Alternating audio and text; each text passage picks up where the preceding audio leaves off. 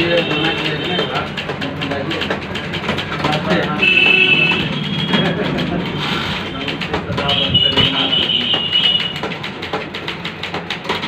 रात में समाचार देख रहे थे नहीं पता है क्योंकि अपने घर के समाज रहते थे नहीं पता है भाई जैसे लोग कह रहे हैं कि यहाँ टेम्परेचर है 35 डिग्री तापमान रहेगा नहीं कहे कि ऐसी कोई बात नहीं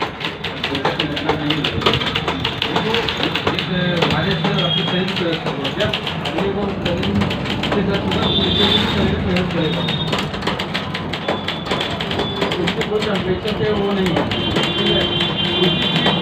कि 13 वर्ष का तापमान इस पर जानते हैं वो हमेशा गर्मी पड़ती है